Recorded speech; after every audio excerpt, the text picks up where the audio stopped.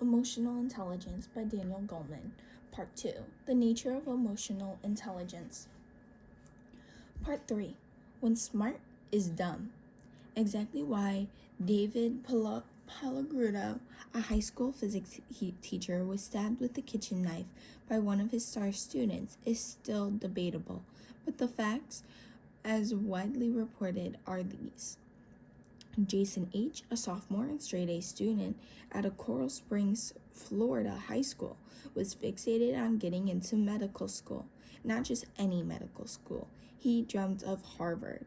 But Palagrudo, his physics teacher, had given Jason an 80 on his quiz. Believing the grade a mere B put his dream in jeopardy.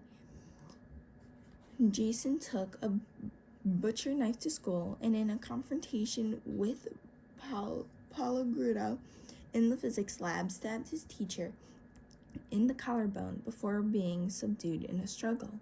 A judge found Jason innocent, temporarily insane during the incident. A panel of 4 psychologists and psychiatrists swore he was psychotic during the fight. Jason claimed he had been planning to commit suicide because of the test score and had gone to Palagrudo to tell him he was killing himself because of the bad grade. Palagrudo told a different story. I think he tried to completely do me in with the knife because he was infuriated over the bad grade. After transferring to a private school, Jason graduated 2 years later at the top of his class. A perfect grade in regular classes would have given him a straight A, 4.0 average, but Jason had taken enough advanced courses to raise his grade point average to 4.614. Way beyond A+. Even as Jason graduated with highest honors, his old physics teacher, David Palagrudo, complained that Jason had never apologized or even taken responsibility for the attack. The question is, how could someone of such obvious intelligence do something so irrational, so downright dumb? The answer: academic intelligence has little to do with emotional life. The brightest among us can founder on the shoals of unbridled passions and unruly impulses. People with high IQs can be stunningly poor pilots of their private lives. One of psychology's open secrets is the relative inability of grades, IQ, or SAT scores, despite their popular mystique, to predict unerringly who will succeed in life. To be sure, there is a relationship between IQ and life circumstances for large groups as a whole. Many people with very low IQ end up in menial jobs, and those with high IQ tend to become well paid, but by no means always. There are widespread expectations to the rule that IQ predicts success. Many or more exceptions than cases that fit the rule. At best, IQ contributes about 20% to the factors that determine life success, which leaves 80% to other forces. As one observer notes, the vast majority of one's ultimate niche in society is determined by non-IQ factors, ranging from social class to luck. Even Richard Herrnstein and Charles Murray, whose book, The Bell Curve, imputes a primary importance to IQ, acknowledge this as they point out, perhaps a freshman with an SAT math score of 500 had better not have his heart set on being a mathematician, but if instead he wants to run his own business, become a U.S. senator, or make $1 million, he should not put aside his dreams. The link between test scores and those achievements is dwarfed by the totality of other characteristics that he brings to life. My concern with a key set of these other characteristics, emotional intelligence, abilities such as being able to motivate oneself and persist in the face of frustrations, to control impulse and delay gratification, to regulate one's mood and keep distress from swamping the ability to think, to empathize, and to hope. Unlike IQ, with its nearly 100-year history of research with hundreds of thousands of people, emotional intelligence is a new concept. No one can yet say exactly how much of the variability from person to person in life's course it accounts for. But what data exists suggests it can be as powerful and at times more powerful than IQ. And while there are those who argue that IQ cannot be changed much by experience or education, I will show in Part 5 that the crucial emotional competencies can indeed be learned and improved upon by children if we bother to teach them. Emotional intelligence and destiny. I remember the fellow in my own class at Amherst College who had attained 5 perfect 800 scores on the SAT and other achievement tests he took before entering. Despite his formidable intellectual abilities, he spent most of his time hanging out, staying up late, and missing classes by sleeping until noon. It took him almost 10 years to finally get his degree. IQ offers a little to explain the different destinies of people with roughly equal promises, schooling, and opportunity. When 95 Harvard students from the classes of the 1940s, a time when people with a wider spread of IQ were at Ivy League schools than is presently the case, were followed into middle age.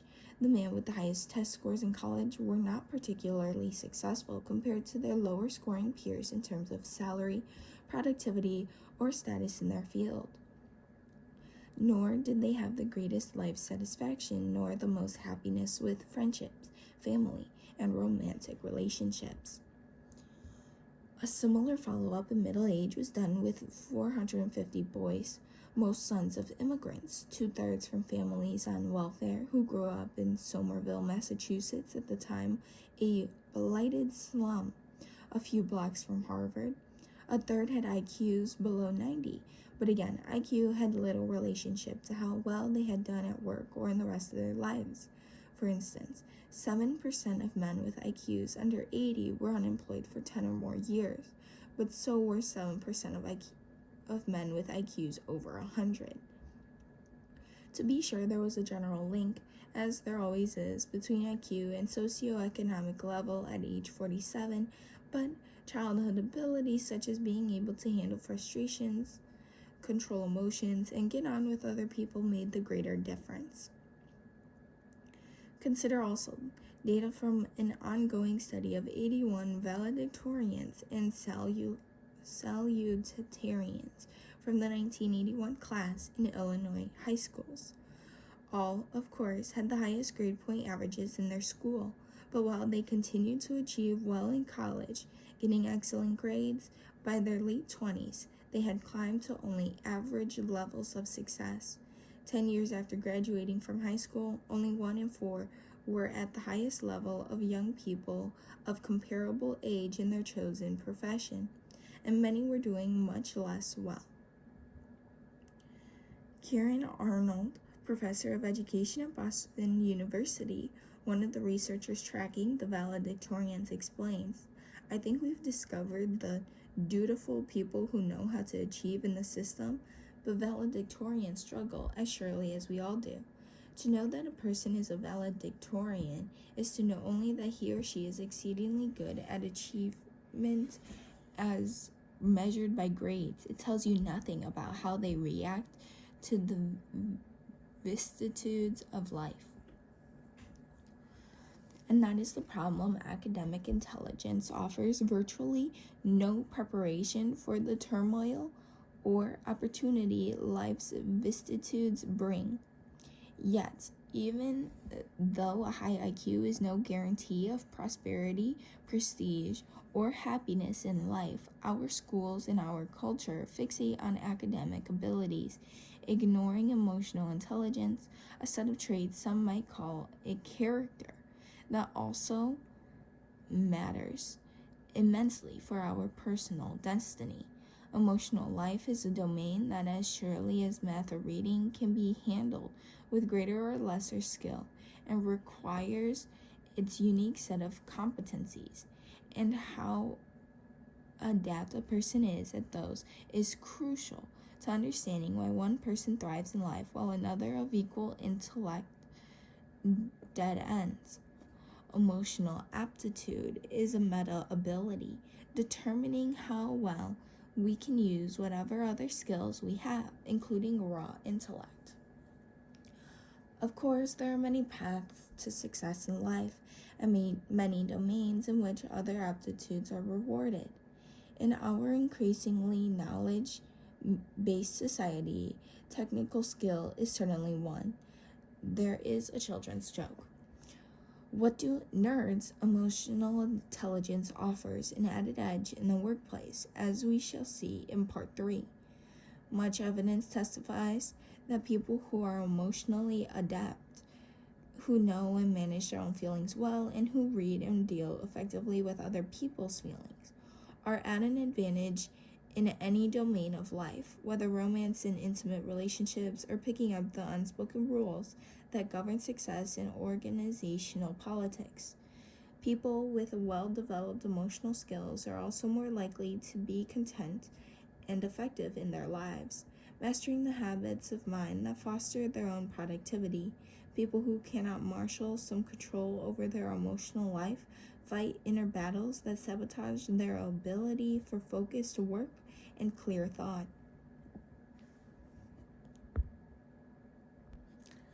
A different kind of intelligence.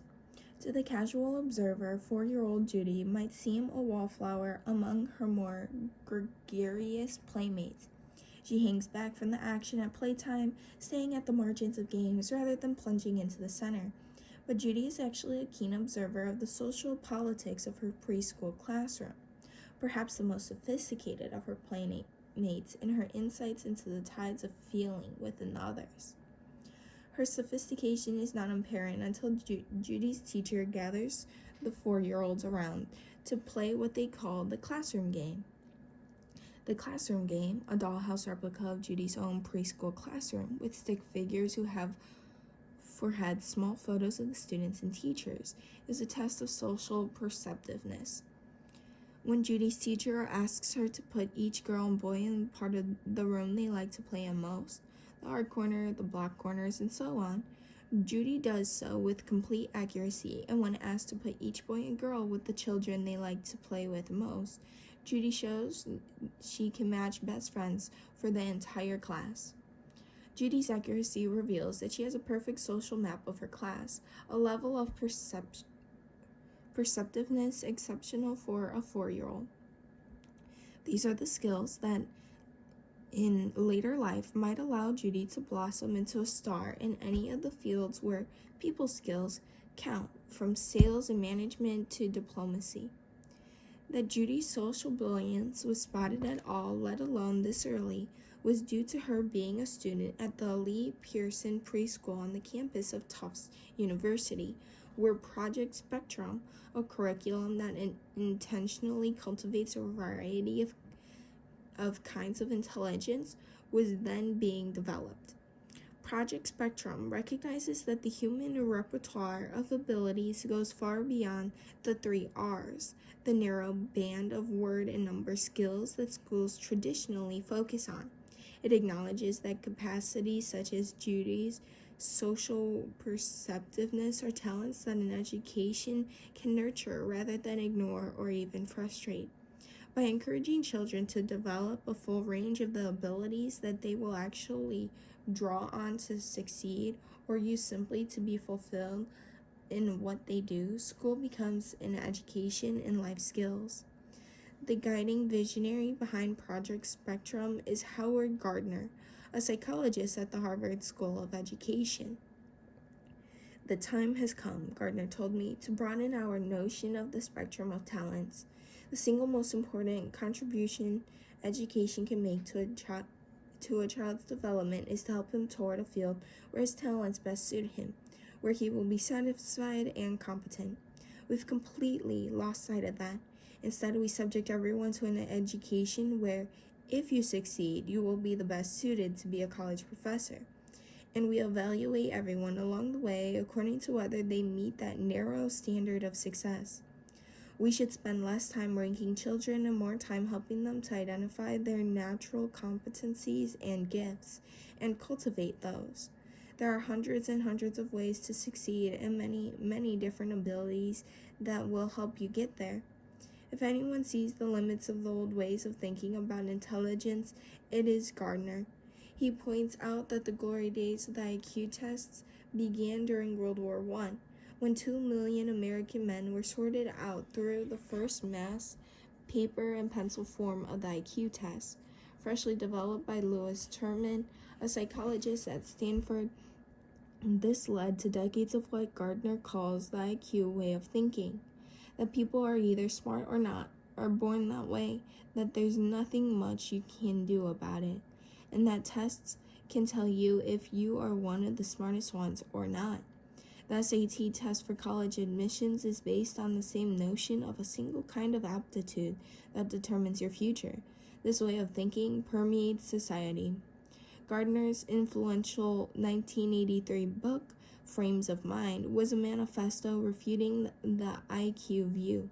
It proposed that there was not just one monolithic kind of intelligence that was crucial for life success, but rather a wide spectrum of intelligences with 7 key varieties. His list includes the 2 standard academic kinds, verbal and mathematical logical alacrity, but it goes on to include the spatial capacity seen in, say, an outstanding artist or architect, the kinesthetic genius displayed in the physical fluidity and grace of a Martha Graham or Magic Johnson, and the musical gifts of a Mozart or Yo-Yo Ma. Rounding out the list are 2 faces of what Gardner calls the personal intelligences.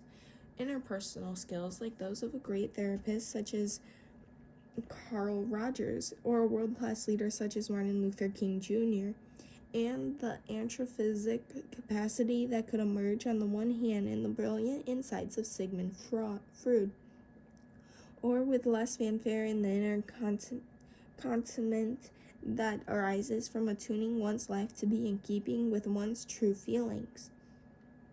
The operative word in this view of intelligences is multiple. Gardner's model pushes way beyond the standard concept of IQ as a single, immutable factor.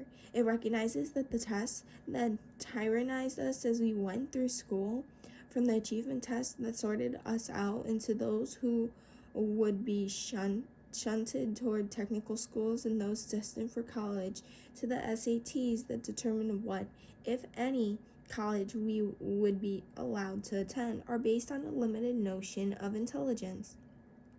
One out of touch with the true range of skills and abilities that matter for life over and beyond IQ. Gardner acknowledges that 7 is an arbitrary figure for the variety of intelligences.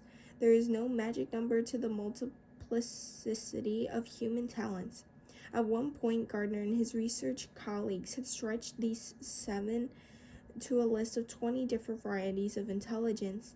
Interpersonal intelligence, for example, broke down into 4 distinct abilities: leadership, the ability to nurture relationships and keep friends, the ability to resolve conflicts and skill at the end of school analysis that 4-year-old Judy excels at. This multifaceted view of intelligence offers a richer picture of a child's ability and potential for success than the standard IQ. When Spectrum students were evaluated at the Stanford Binet Intelligence Scale, once the gold standard of IQ tests, and again by a battery designed to measure Gardner's spectrum of intelligence, there was no significant relationship between children's scores on the 2 tests. The 5 children with the highest IQs, from 125 to 133, showed a variety of profiles on the 10 strengths measured by the spectrum test. For example, of the 5 smartest children according to the IQ tests, 1 was strong in 3 areas, 3 had strengths in 2 areas, and 1 smart child had just 1 spectrum strength. Those strengths were scattered. 4 of these children's strengths were in music, 2 in the visual arts, 1 in social understanding, 1 in logic, 2 in language. 1 of the 5 high IQ kids were strong in movement, numbers, or mechanics, Movement and numbers were actually weak spots for 2 of these 5. Gardner's conclusion was that the Stanford-Binet intelligence scale did not predict successful performance across or on a consistent subset of spectrum activities. On the other hand, the spectrum scores give parents and teachers clear guidance about the realms that these children will take a spontaneous interest in and where they will do well enough to develop the passions that could one day lead beyond proficiency to mastery. Gardner's thinking about the multiplicity of intelligence continues to evolve. Some 10 years after he first published his theory, Gardner gave these nutshell summaries of the personal intelligences. Interpersonal intelligence is the ability to understand other people, what motivates them, how they work, how to work cooperatively with them. Successful salespeople, politicians, teachers, clinicians, and religious leaders are all likely to be individuals with high degrees of interpersonal intelligence. Intrapersonal intelligence is a correlative ability turned inward. It is a capacity to form an accurate, veridical model of oneself and to be able to use that model to operate effectively in life. In another rendering, Gardner noted that the core of interpersonal intelligence includes the capacities to discern and respond appropriately to the moods, temperaments, motivations, and desires of other people. In intrapersonal intelligence, the key to self-knowledge, he concluded, access to one's own feelings and the ability to discriminate among them and draw upon them to guide behavior. Spock versus data. When cognition is not enough, there is one dimension of personal intelligence that is broadly pointed to, but little explored. In Gardner's elaborations, the role of emotions. Perhaps this is so because, as Gardner suggested to me, his work is so strongly informed by a cognitive science model of mind. Thus, his view of these intelligences emphasizes cognition, the understanding of oneself and of others, in motives and habits of working, and in putting that insight into use in conducting one's own life and getting along with others. But like the kinesthetic realm, where physical brilliance manifests itself non-verbally, the realm of the emotion extends too, beyond the reach of language and cognition. While there is ample room in Gardner's descriptions of the personal intelligence for insight into the play of emotions and mastery in managing them, Gardner and those who work with him have not pursued in great detail the role of feeling in these intelligences, focusing more on cognitions about feeling. This focus, perhaps unintentionally, leaves unexplored the rich sea of emotions that makes the inner life and relationships so complex, so compelling, and so often puzzling. And it leaves yet to be plumbed both the sense in which there is intelligence in the emotions and the sense in which intelligence can be brought to emotions. Gardner's emphasis on the cognitive elements in the personal intelligence reflects the zeitgeist of psychology that has shaped his views. Psychology's overemphasis on cognition, even in the realm of emotion, is in part due to a quirk in the history of that science. During the middle decades of this century, academic psychology was dominated by behaviorists in the mold of B.F. Skinner, who felt that only behavior that could be seen objectively from the outside could be studied with scientific accuracy. The behaviorists ruled all inner life, including emotions, out of bounds for science. Then, with the coming in the late 1960s of the cognitive revolution, the focus of psychological science turned to how the mind registers and stores information and the nature of intelligence. But emotions were still off limits. Conventional wisdom among cognitive scientists held that intelligence entails a cold, hard-nosed processing of fact. It is hyper-rational, rather like Star Trek's Mr. Spock, the archetype of dry information bites, unmuddied by feeling. embodying the idea that emotions have no place in intelligence and only muddle our picture of mental life.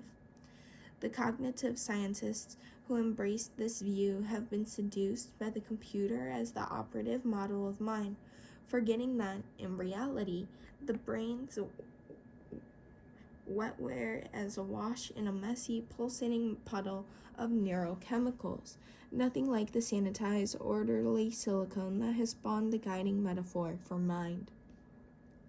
The predominant models among cognitive scientists of how the mind processes information have lacked an acknowledgement that rationality is guided by and can be swamped by feeling.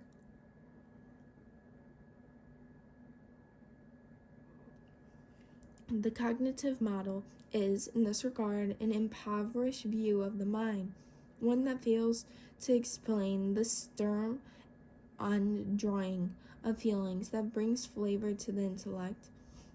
In order to persist in this view, cognitive scientists themselves have had to ignore the relevance for their models of mind of their personal hopes and fears, their marital squabbles and professional jealousies, the wash of feeling that gives life its flavor and its urgency, in which in every moment biases exactly how and how well or poorly information is processed. The lopsided scientific vision of an emotionally flat mental life, which has guided the last 80 years of research on intelligence, is gradually changing as psychology has begun to recognize the essential role of feeling in thinking. Rather like the Spockish character Data in Star Trek, The Next Generation, psychology is coming to appreciate the power and virtues of emotions in mental life, as well as their dangers. After all, as Data sees to his own dismay, could he feel dismay? His cool logic fails to bring the right human solution. Our humanity is most evident in our feelings. Data seeks to feel, knowing that something essential is missing. He wants friendship, loyalty, like the Tin Man in The Wizard of Oz. He lacks a heart, lacking the lyrical sense that feeling brings. Data can play music or write poetry with technical vertice, but not feel its passion. The lesson of Data's yearning for yearning itself is that the higher values of the human heart, faith, hope, devotion, love, are missing entirely from the coldly cognitive view. Emotions enrich. A model of mind that leaves them out is impoverished. When I asked Gardner about his emphasis on thoughts about feelings or metacognition more than on emotions themselves, he acknowledged that he tended to view intelligence in a cognitive way, but told me, when I first wrote about the personal intelligences, I was talking about emotion, especially in my notion of interpersonal intelligence. One competent is emotionally tuning in to yourself. It's the visceral feeling signals you get that are essential for interpersonal intelligence. But as it has developed in practice, the theory of multiple intelligence has evolved to focus more on metacognition. That is, awareness of one's mental processes, rather than on the full range of emotional abilities. Even so, Gardner appreciates how crucial these emotional and relationship abilities are in the rough and tumble of life. He points out that many people with IQs of 160 work for people with IQs of 100. If the former have poor interpersonal intelligence and the latter have a high one, and in the day-to-day world, no intelligence is more important than the interpersonal. If you don't have it, you'll make poor choices about who to marry, what job to take, and so on. We need to train children in the personal intelligences in school. Can emotions be intelligent? To get a fuller understanding of just what such training might be like, we must turn to other theorists who are following Gardner's intellectual lead, most notably a Yale psychologist, Peter Salovey, who has mapped in great detail the ways in which we can bring intelligence to our emotions. This endeavor is not new. Over the years, even the most ardent theorists of IQ have occasionally tried to bring emotions within the domain of intelligence, rather than seeing emotion and intelligence as an inherent contradiction in terms. Thus, E.L. Thorndike, an eminent psychologist who was also influential in polarizing the notion of IQ in the 1920s and 1930s, proposed in a Harper's Magazine article that one aspect of emotional intelligence, social intelligence, the ability to understand others and act wisely in human relations, was itself an aspect of a person's IQ.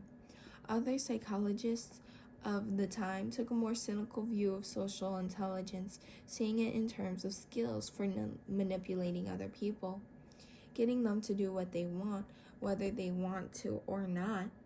But neither of these formulations of social intelligences held much sway with theorists of IQ, and by 1960, an influential textbook of intelligence tests pronounced social intelligence a useful concept. But personal intelligence would not be ignored, mainly because it makes both intuitive and common sense. For example, when Robert Sternberg, another Yale psychologist, asked people to describe an intelligent person, practical people skills were among the main traits listed. More systematic research by Sternberg led him to Thorndike's conclusion that social intelligence is both distinct from academic abilities and a key part of what makes people do well in the practicalities of life. Among the practical intelligences that are, for instance, so highly valued in the workplace is the kind of sensitivity that allows effective managers to pick up tacit messages. In recent years, a growing group of psychologists have come to similar conclusions, agreeing with Gardner that the old concepts of IQ revolved around a narrow band of linguistic and math skills, and that doing well on IQ tests was most directly a predictor of success in the classroom or as a professor, but less and less so as life's paths diverge from academy. These psychologists, Sternberg and Savoy among them, have taken a wider view of intelligence, trying to reinvent it in terms of what it takes to lead life successfully. And that line of inquiry leads them back to an appreciation of just how crucial personal or emotional intelligence is. Savoy subsumes Gardner's personal intelligence in his basic definition of emotional intelligence, explaining these abilities into 5 main domains. 1. Knowing one's emotions, self-awareness, recognizing a feeling as it happens, is the keystone of emotional intelligence. As we will see in Chapter 4, the ability to monitor feelings from moment to moment is crucial to psychological insight and self-understanding. An inability to notice our true feelings leave us at their mercy. People with greater certainty about their feelings are better pilots for their lives, having a surer sense of how they really feel about personal decisions, from whom to marry to what job to take. 2. Managing emotions. Handling feelings so they are appropriate is an ability that builds on self-awareness. Chapter 5 will examine the capacity to soothe oneself, to shake off rampant anxiety, gloom, or irritability, and the consequences of failure at this basic emotional skill. People who are poor in this ability are constantly battling feelings of distress, while those who excel in it can bounce back far more quickly from life's setbacks and upsets. 3. Motivating oneself.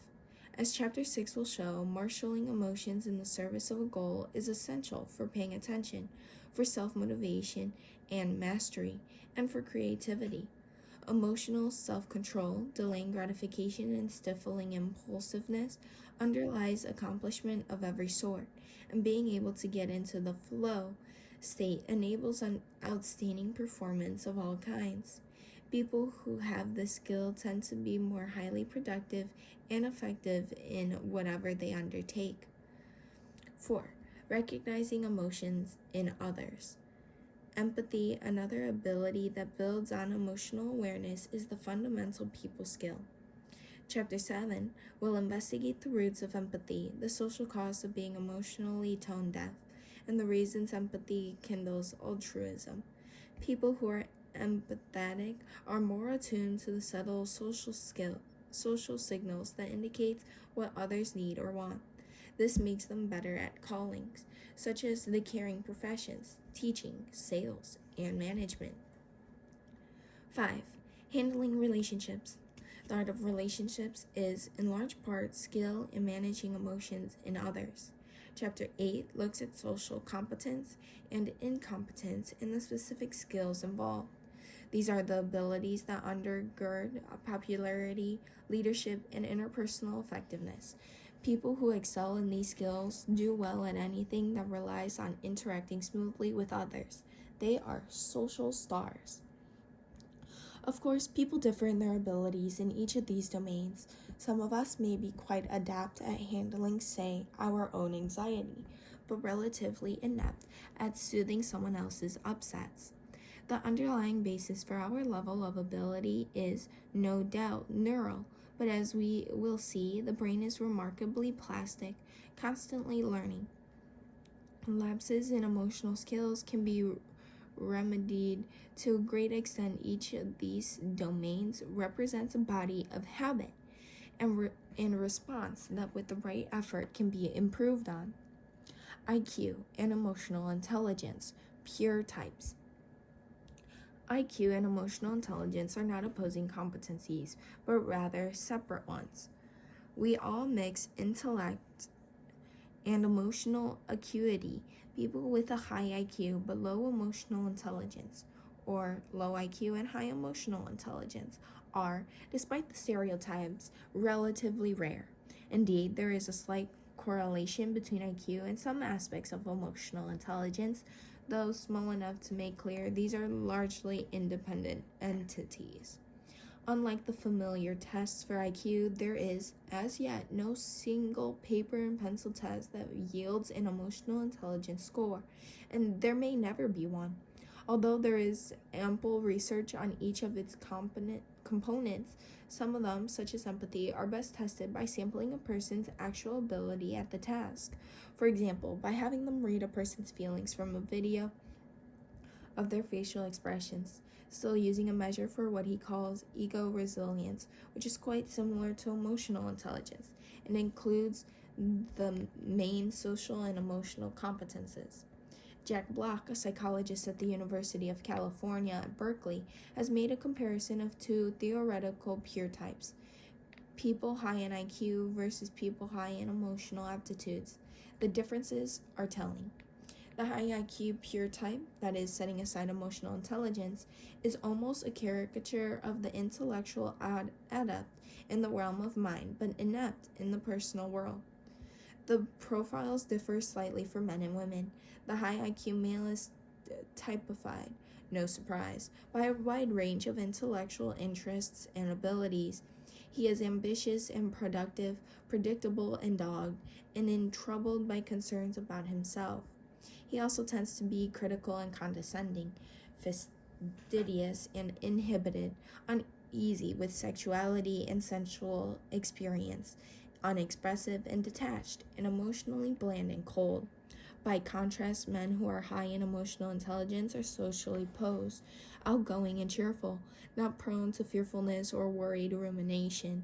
They have a notable capacity for commitment to people or causes, for taking responsibility, and for having an ethical outlook. They are sympathetic and caring in their relationships. Their emotional life is rich but appropriate. They are comfortable with themselves, others, and the social universe they live in.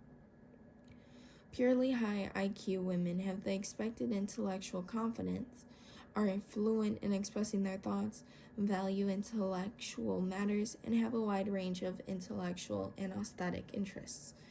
They also tend to be introspective, prone to anxiety, rumination, and guilt, and hesitate to express their anger openly, though they do so indirectly. Emotionally intelligent women, by contrast, tend to be assertive and express their feelings directly and to feel positive about themselves. Life holds meaning for them. Like the men, they are outgoing and gregarious and express their feelings appropriately rather than, say, in an outburst they later regret. They adapt well to stress. Their social pose lets them easily reach out to new people. They are comfortable enough with themselves to be playful, spontaneous, and open to sensual experience. Unlike the women purely high in IQ, they rarely feel anxious or guilty or sink into rumination. These portraits, of course, are extremes. All of us mix IQ and emotional intelligence in varying degrees, but they offer an instructive look at what each of these dimensions adds separately to a person's qualities. To the degree a person has both cognitive and emotional intelligence, these pictures merge. Still, of the two, emotional intelligence adds far more the qualities that make us more fully human.